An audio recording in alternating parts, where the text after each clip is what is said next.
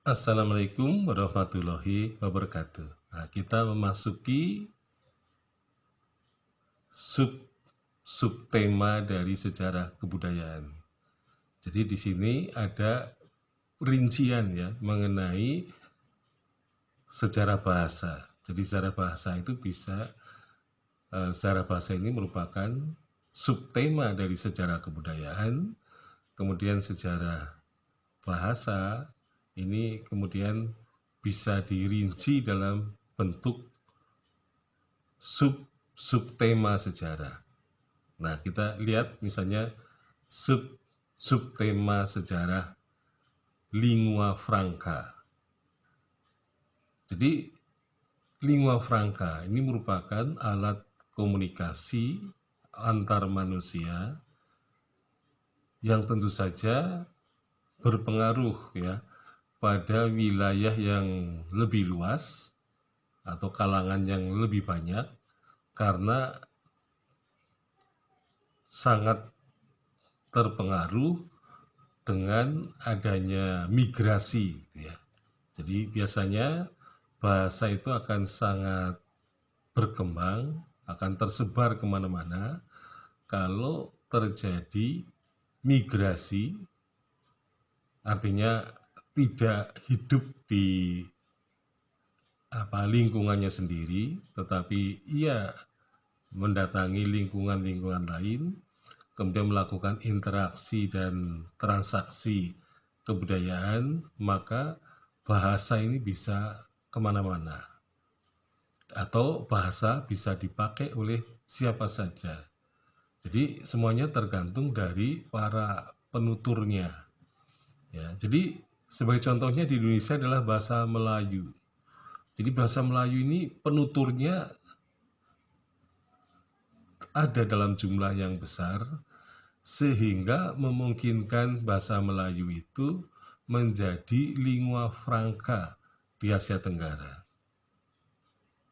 Nah, jadi dalam hal pergaulan ya suku-suku bangsa atau bangsa-bangsa lain di Asia Tenggara, bahasa Melayu menjadi bahasa yang dikenal secara luas ya, meskipun mungkin jumlah penuturnya ya mungkin secara sukunya itu tidak sebanyak orang Jawa. Karena orang Jawa biasanya kalau ia keluar maka seringkali juga pulang ya. Jadi artinya orang Jawa itu ya bisa mereka melakukan migrasi, tetapi kebanyakan mereka akan kembali ya. Nah, sehingga karena kembali itulah maka bahasa Jawa itu hanya dikenal ya memang, tetapi tidak dipakai sebagai bahasa pergaulan. Nah, sehingga mengapa bahasa Jawa tidak menjadi lingua franca di Asia Tenggara? Ya karena pada hakikatnya orang Jawa itu hanya berinteraksi dan bertransaksi saja tanpa diiringi dengan migrasi. Nah, tetapi masyarakat yang melakukan migrasi ke Madagaskar misalnya, ternyata kata-kata Jawa kuna itu terbawa ke sana.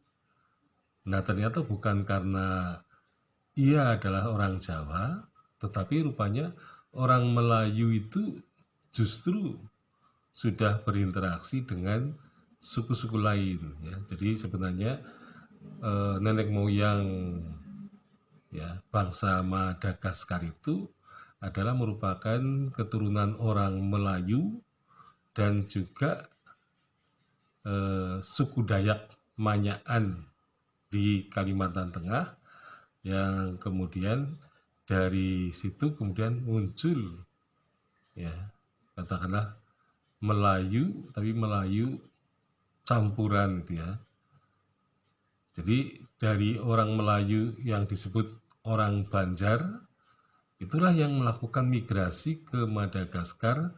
Nah, tetapi kebudayaan Nusantara yang dimiliki oleh suku-suku lain tampaknya juga dibawa ke Madagaskar. Bahkan tidak hanya itu saja, komoditas ya yang merupakan milik orang Jawa seperti gambang misalnya, kemudian pisang Raja Bandung, kemudian talas ya, talasan ya. Itu menunjukkan dari kebiasaan orang Jawa menanam tanaman itu.